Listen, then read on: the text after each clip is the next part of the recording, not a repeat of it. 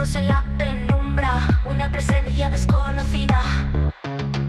Sombras que te acechan, escapando de tu vista. Juegos de luces y espectros en la ciudad futurista. Ecos del averno llaman, rompiendo la calma. Sombras parecen gritar, desde más allá vendrán. Una voz femenina avisa de los secretos ocultos, historias que nunca cesan, misterios que vuelven enjutos. Luces de neón parpadean, líneas invisibles se trazan, se escuchan pasos y risas, se va en la amenaza. Ecos del averno llaman, rompiendo la calma. Sombras parecen gritar, desde más allá vendrán.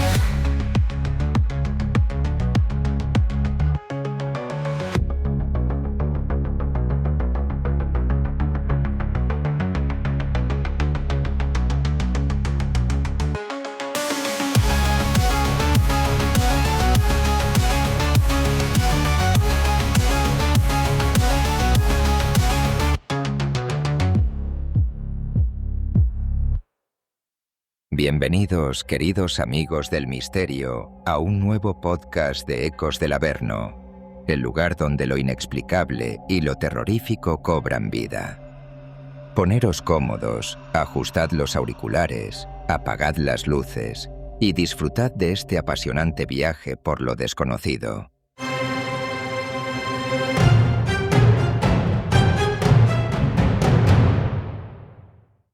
Muy buenas noches, queridos acólitos del Averno, y bienvenidos a esta nueva edición de Ecos del Averno.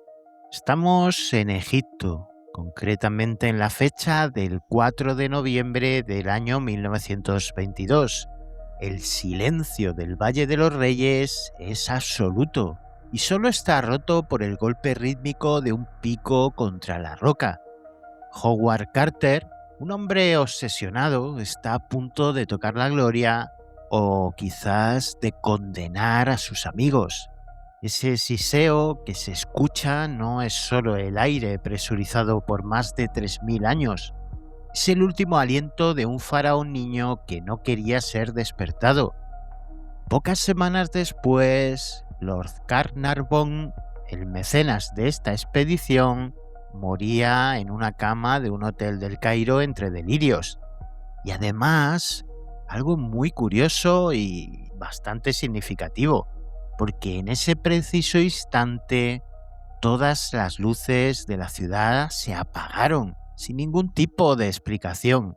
Bienvenidos a Ecos del Averno.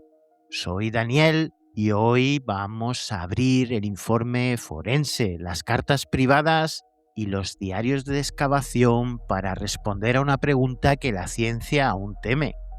¿Murió Carnarvon por un mosquito o quizá por algo que no tiene nombre en nuestros libros de medicina? Sin más dilación, queridos amigos, arrancamos Ecos del Averno. Bienvenidos.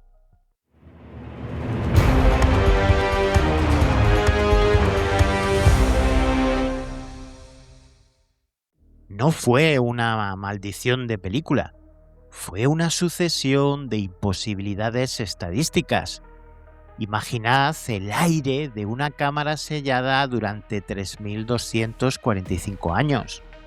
Un aire que no ha tocado un pulmón humano desde que los sacerdotes de la dinastía XVIII cerraron la piedra. Ese aire, evidentemente, no es solo oxígeno y nitrógeno. Es tiempo en estado puro. El 4 de noviembre de 1922, Howard Carter llega a su casa en el valle. Tiene un canario dorado, al que llama su pájaro de la suerte. Esa mañana, un obrero egipcio corre hacia él, pálido como la cal. ¡La serpiente de la corona se ha comido al pájaro! Una cobra real, el símbolo de la protección de los faraones, se había colado en la jaula. Podríamos decir que no es superstición, es un mensaje. El guardián del faraón acababa de devorar la suerte de los arqueólogos. Carter, el pragmático inglés, ordena silenciar el evento para no disminuir la moral. Pero en el valle, sin embargo, el rumor corre como el fuego. La tumba traerá sangre. 26 de noviembre. Carter, Lord Carnarvon y su hija Lady Evelyn están ante la segunda puerta. Carter golpea un pequeño orificio. Introduce una vela. El aire caliente que escapa hace oscilar la llama. Carnarvon le pregunta: ¿puedes ver algo? Y Carter, con voz quebrada, responde: sí, cosas maravillosas. Lo que no cuentan los libros de texto es el olor. Un olor a una especie de resinas antiguas, a flores secas que se deshacen al contacto con la mirada y a algo más. Un aroma metálico, pesado. Estaban respirando el polvo de la muerte de un dios. Pero vamos a lo básico. ¿Quién era George Edward Stanhope Molyneux Herbert, el quinto conde de Carnarvon? No era un hombre sano, como decíamos antes. En 1901, un accidente de coche en Alemania le destrozó los pulmones y la caja torácica. Se puede decir que vivía de prestado. Egipto era su último refugio. Carnarvon no solo ponía el dinero para esta excavación, estaba totalmente obsesionado con lo oculto. Se dice que antes de viajar consultó a un clarividente en Londres, Belma, quien le escribió una carta clara. Lord Carnarvon, no entre en la tumba. Si lo hace, no sobrevivirá. La carta realmente existió. De hecho, se conserva en los archivos de la familia. Carnarvon se rió de ella. La arrogancia del Imperio Británico frente a la magia de los ancestros. Entrar en la cámara funeraria no fue solo arqueología. Se puede decir que fue un asalto. Movieron carros de guerra, abrieron cofres y tocaron las joyas que estaban destinadas a proteger el alma del faraón en su viaje por el Duat. Al examinar la tumba, Carter encontró un ladrillo mágico, entre comillas, una especie de amuleto protector con una inscripción que fue rápidamente ocultada de los informes oficiales. Esta decía lo siguiente: soy yo quien impide que la arena bloquee la cámara secreta. Estoy para la protección del difunto. El ladrillo fue retirado y la protección se rompió. El 28 de febrero de 1923, Carnarvon entra en la tumba por última vez. Un mosquito, un simple culex, le pica en la mejilla. Parece a primera vista una anécdota sin importancia, pero en el Averno nada es una anécdota. Carnarvon se afeita y al afeitarse corta la picadura. La herida no cierra, empieza a supurarle. No es una infección normal. Los médicos en el Cairo están desconcertados. La cara se le hincha hasta tal punto de quedar irreconocible. La erisipela se convierte en septicemia. Y aquí viene la coincidencia imposible de la que hablábamos antes. Porque el suceso es que mientras Carnarvon delira en su habitación del Hotel Continental, Howard Carter está con el anatomista Douglas Terry, examinando la momia de Tutankamón. Al retirar las vendas de la cara del faraón, encuentran una costra, una marca de lesión, en el lugar exacto donde el mosquito picó a Carnarvon. Mi padre no hablaba con nosotros, hablaba con alguien que no estaba en la habitación. Gritaba que el pájaro de fuego le quemaba los pulmones. Este es el testimonio de Lady Evelyn, la hija de Lord Carnarvon. ¿Era el delirio de la fiebre o era más bien el choque de dos almas en un mismo plano? La ciencia nos dice que era una neumonía. Sin embargo, el misticismo nos dice que el Ka del faraón estaba reclamando la fuerza vital del profanador para reconstruir su propia eternidad. 5 de abril, 2 de la mañana, el momento en que la realidad se rompe. Porque recordad que estamos en El Cairo, en 1923. Es una ciudad moderna con una red eléctrica estable. En el momento en el que el corazón de Carnarvon se detiene, exactamente en ese momento, la ciudad entera se apaga. Y no es un fusible, no es una zona, es toda la ciudad. El director de la compañía eléctrica informaría después que no hubo avería en la central. Las máquinas simplemente dejaron de girar durante 7 minutos. 7 minutos de oscuridad total en el Valle del Nilo.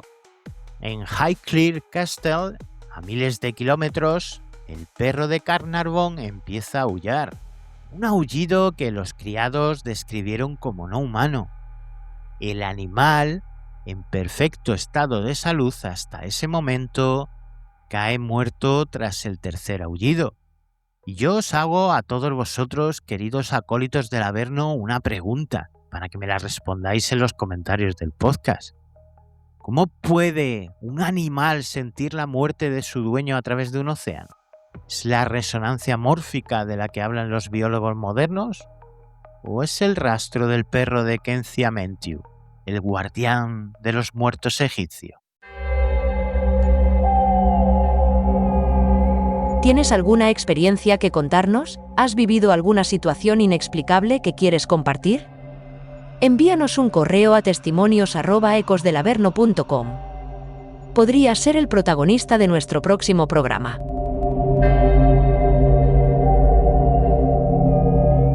Pero toda esta historia no termina solo con la muerte misteriosa de Lord Carnarvon. Si fuera solo él, podríamos hablar incluso de azar, pero la tumba tenía hambre de más. Hay un desfile de los muertos y vamos a ver la lista documentada de la gente relacionada que perdió la vida. George Jay Gould, un millonario, visita la tumba. Al día siguiente, fiebre alta. Muere de neumonía fulminante. Sir Archibald Douglas Reid, el radiólogo que hizo las primeras placas X a la momia. Muere semanas después por una enfermedad desconocida que le agota totalmente las fuerzas. Richard Bethel, el secretario de Carter. Era un hombre joven en la plenitud de la vida y atlético, pero es encontrado muerto en su cama por un fallo cardíaco. Su padre, Lord Westbury, se suicida poco después dejando una nota. Esa nota dice lo siguiente: no puedo soportar más los horrores que veo. Hablemos también de los hongos de las tumbas, los Aspergillus niger. Estas esporas pueden sobrevivir milenios en estado latente. Al entrar aire fresco se activan. Si entran en un sistema inmunológico debilitado, como puede ser el de Carnarvon, causan una muerte lenta y dolorosa. ¿Explicaría este hongo el apagón del Cairo? Yo creo que no. ¿Explicaría la muerte y el suceso con el perro en Inglaterra? Parece ser que tampoco. ¿Explicaría que la marca de la momia coincida con la de la picadura de Lord Carnarvon? Parece poco probable. La ciencia nos puede explicar el cómo, pero no el por qué ahora, ni el por qué ellos. Al final, Howard Carter murió solo de causas naturales, años después. Algunos dicen que su castigo fue el peor de todos: ver morir a todos sus amigos mientras él cargaba con la culpa de haber abierto la puerta.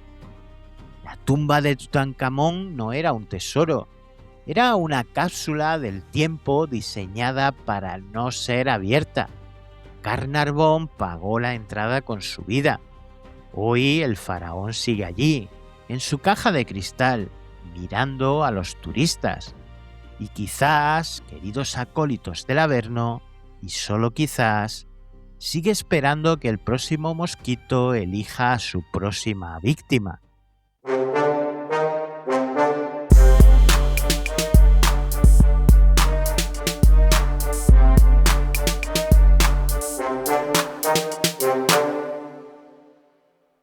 Y a continuación, queridos amigos, queridos acólitos del Averno, imaginad entrar en una habitación que ha estado sellada por 3 milenios y sentir no la paz del descanso eterno, sino un odio tangible. Estamos en enero de 1907.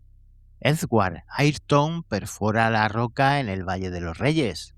Encuentra la tumba KV-55. En esta tumba no hay oro deslumbrante como en la de Tutankamón. Lo que hay es caos. Los ataúdes están tirados, las cajas están rotas y en el centro de todo un sarcófago real que parece haber sido profanado no por ladrones, sino por verdugos. Cuando Ayrton acerca la lámpara al sarcófago, retrocede. Alguien, hace miles de años, se tomó el trabajo de arrancar con un cincel la máscara de oro, pero solo la parte del rostro, y donde debería estar el nombre del faraón para que su alma pudiera ser llamada al más allá, solo hay un hueco vacío, un nombre raspado hasta la piedra. En Egipto, si tu nombre desaparece, tu alma, que es el Ka, queda ciega. Vaga por el desierto de la eternidad sin saber quién es. La KV-55 no es una tumba, es una prisión espiritual. Alguien quería que el ocupante de ese ataúd sufriera para siempre. Para entender el odio de la KV-55, debemos hablar del hombre que probablemente habitó en ese ataúd. Akenatón, el faraón herético.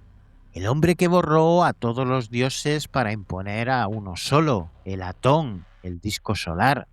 Hablamos de las cartas de Amarna, documentos oficiales que muestran un imperio desmoronándose mientras el faraón se encerraba en su ciudad utópica, perdiendo totalmente el contacto con la realidad. Akenatón no era un rey normal. Las estatuas lo muestran con rasgos deformes, cráneo alargado, vientre caído. ¿Era una enfermedad real que pudiera ser el síndrome de Marfan? ¿O era una representación de algo no humano? Él decía ser el único que podía hablar con el sol. Prohibió los funerales tradicionales. Prohibió el nombre de Amón. Se ganó el odio de la casta sacerdotal más poderosa del mundo en ese momento. Y ahora, queridos amigos, visualizad el momento de su muerte, el alivio de sus enemigos. No se conformaron con enterrarlo.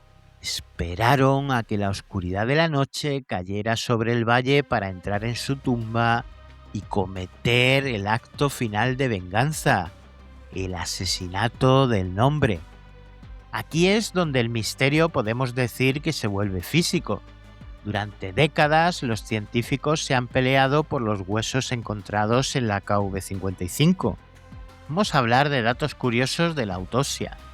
Inicialmente los arqueólogos juraron que era una mujer por la forma de la pelvis, pero luego, más tarde, el análisis de los dientes dijo que era un hombre joven, de unos 20 años. Pero sin embargo algo no cuadra porque Akenatón murió siendo mayor. El estudio de Zahi Hawass vinculó esos huesos directamente con Tutankamón. Es su padre, es Akenatón. Pero los huesos dicen que el cuerpo es demasiado joven. ¿Es posible que la medicina egipcia lograra preservar el cuerpo de una forma que confunde a nuestros escáneres modernos? ¿O, sin embargo, estamos ante el cuerpo de alguien que no debería existir? Cuando los arqueólogos levantaron la tapa del sarcófago en 1907, el cuerpo se desintegró en polvo ante sus ojos en segundos, dejando solo el esqueleto, como si la maldición hubiera esperado a que alguien mirara para terminar el trabajo de destrucción. Volvamos a esta tumba. La KV-55 es pequeña, claustrofóbica. A diferencia de otras tumbas, las paredes no están pintadas. Podríamos decir que es una tumba de castigo. Arthur Weigall, uno de los arqueólogos presentes, escribió en su diario sobre una sensación de opresión insoportable Además, los trabajadores egipcios se negaban a entrar solos. Decían que se escuchaba un rascado detrás de las paredes. También encontraron esos ladrillos mágicos pero colocados al revés. En la magia egipcia esto se hace para maldecir, no para proteger. Estaban sellando al espíritu dentro, asegurándose de que nunca pudiera salir a la luz del sol que tanto amó. Y vamos a hacer una pequeña reflexión que quiero compartir con vosotros y que me contestéis en los comentarios. Queridos acólitos del Averno, ¿qué creéis que siente un ser que fue un dios en la tierra y termina sin embargo en una caja de madera podrida, con el rostro arrancado, en una tumba sin nombre? Eso podríamos decir, queridos amigos, que es el auténtico Averno, la pérdida total de la identidad. La maldición de la KV-55 no se detuvo en la antigüedad. Todos, absolutamente todos, los que tocaron esa tumba sufrieron el estigma del faraón borrado. Hay historias reales basadas en hechos posteriores. La disputa amarga entre los descubridores que arruinó carreras, el robo de las piezas de la KV-55 del Museo del Cairo durante las revueltas de 2011, como si el objeto mismo quisiera desaparecer, siguiendo la orden de aquellos sacerdotes de hace 3000 años. Hoy, el cráneo de la KV-55 se exhibe en una vitrina, sin nombre oficial, claro, etiquetado a veces como Akenatón y otras como Smenkhare. El plan funcionó, porque nadie sabe con certeza quién es. Su rostro de oro sigue desaparecido y su nombre sigue perdido en el limbo más absoluto. La próxima vez, queridos amigos, que sintáis que alguien susurra vuestro nombre en la oscuridad, dad gracias, porque lo peor que puede pasar, como vemos en esta historia, no es que te persiga un fantasma, es convertirte en uno que ha olvidado su propio nombre. Akenatón, el faraón sin rostro, sigue esperando en el silencio de la KV-55 que alguien le devuelva su identidad. Pero está claro que el Valle de los Reyes no perdona a los que desafían a los dioses.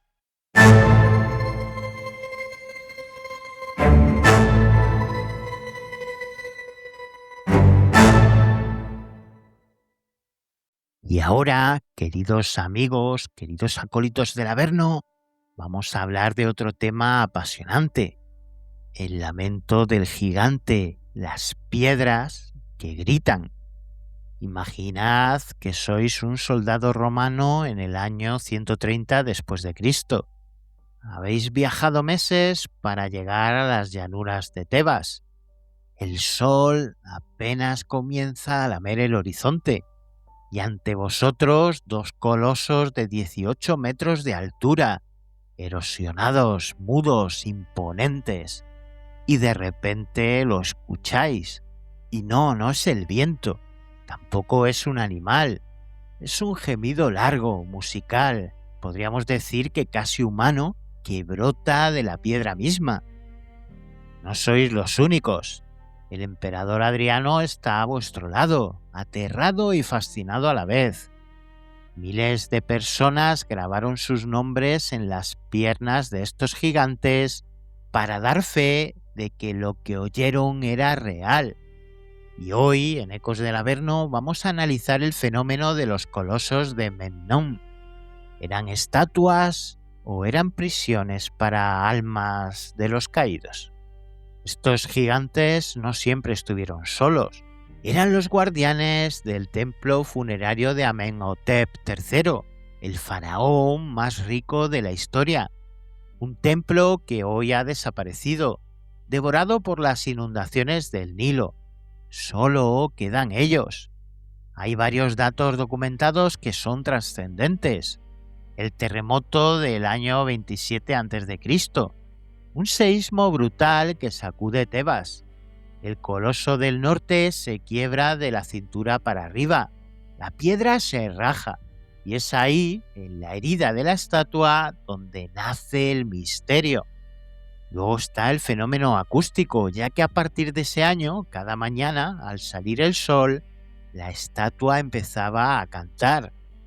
Los griegos, que ya dominaban Egipto, no vieron a un faraón, vieron a Memnón, el hijo de la aurora asesinado por Aquiles en Troya.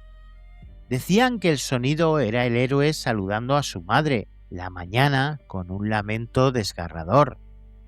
Los colosos de Memnón se convirtieron en el primer oráculo sonoro del mundo antiguo. Tenemos más de 100 inscripciones reales grabadas en las piernas de la estatua. Vamos a repasar algunas de estas inscripciones, como la inscripción de Julia Lucilla. Escuché a Memnón, no fue ruido, fue una voz que me atravesó el alma. También el informe de Estrabón. El geógrafo fue allí en el año 20 a.C. con el prefecto Helio Galo. Él era un escéptico total. Sin embargo, escribió lo siguiente: escuché el sonido, pero no puedo asegurar si vino de la base, de la estatua o de alguien que nos engañaba. La tragedia del emperador Adriano. Cuando el emperador visitó la estatua con su esposa Sabina, el coloso guardó silencio el primer día. El emperador se ofendió porque temía haber perdido el favor divino. Al segundo día, el coloso gritó 3 veces. El miedo en la corte fue absoluto. Y yo os pregunto, ¿puede el ego de un hombre asustar a una montaña de piedra? ¿O es que el mecanismo de la estatua respondía a algo más que al simple calor del sol? Vamos a ver la ciencia que nos dice respecto a por qué cantaban estos colosos. La física nos dice que se trataba de una expansión térmica. Tras la frialdad de la noche en el desierto, el sol de la mañana calentaba súbitamente la piedra porosa impregnada del rocío. El aire atrapado en las fisuras salía a presión, creando ese silbido o gemido musical. Si fue un fenómeno natural, ¿por qué cesó entonces?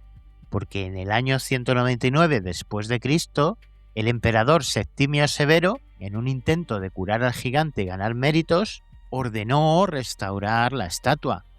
Tapó las grietas con bloques de piedra nueva. El resultado, Memnón enmudeció para siempre. Septimio Severo no restauró una estatua, le cosió los labios a un dios. Desde hace 1800 años el coloso está en silencio. Pero, sin embargo, los lugareños dicen que si pegas al oído a la piedra en las noches de tormenta, todavía puedes sentir una vibración interna como si fuese un grito que no puede salir. Pero aquí no termina la historia, queridos amigos, ya que recientemente, en el siglo XX, varios ingenieros de sonido y arqueólogos han intentado grabar grabaciones ambientales en la zona. Hay informes reales de expediciones acústicas sobre infrasonidos detectados en la base de los colosos. Sonidos que el oído humano no capta, pero que provocan náuseas y ansiedad. ¿Diseñaron quizá los egipcios estas estatuas como resonadores masivos? ¿Es posible, queridos amigos, que este canto misterioso no fuera un accidente, sino una ingeniería acústica sagrada que perdimos con la modernidad? Algunos afirman que el coloso no cantaba para los vivos, sino que su vibración mantenía alejadas a las sombras que emergen del Nilo. Al silenciarlo, Septimio Severo quizás abrió una puerta que debió quedar cerrada. Hoy, los colosos de Memnón son 2 sombras rotas contra el atardecer egipcio. Ya no cantan, ya no saludan a la aurora, pero cuando los visitéis, no os limitéis a hacerles una foto. Quedaros en silencio. Recordad que durante 3 siglos estas piedras hablaron con emperadores. Y preguntaros, si se volviese a romper la piedra, ¿qué nos diría hoy Memnón después de casi 2000 años de silencio forzado? Quizás el grito sería tan fuerte que no podríamos soportarlo.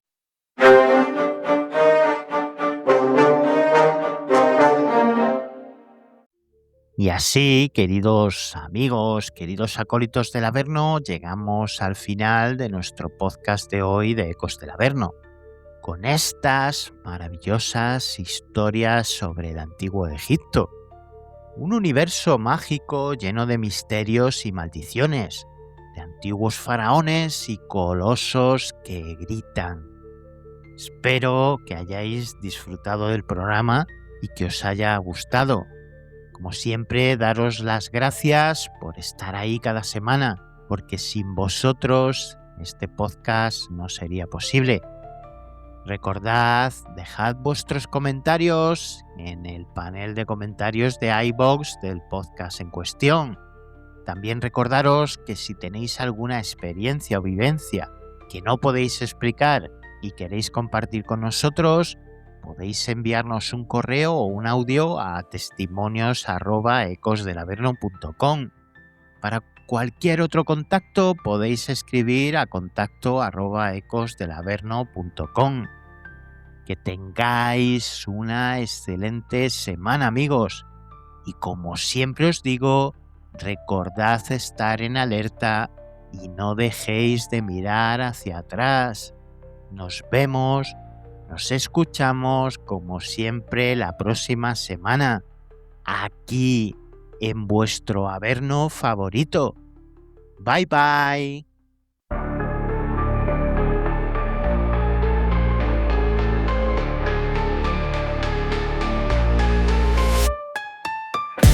En la noche fría y oscura, donde el miedo cobra vida, susurros en la penumbra, la presencia es conocida.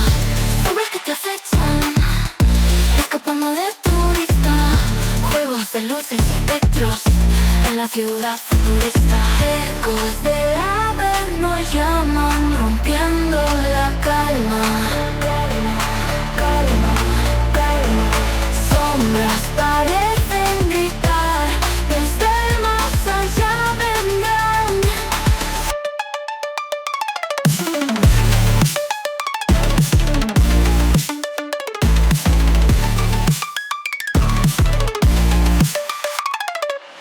Una voz femenina avisa de los secretos ocultos, historias que nunca cesan, misterios que vuelven ocultos.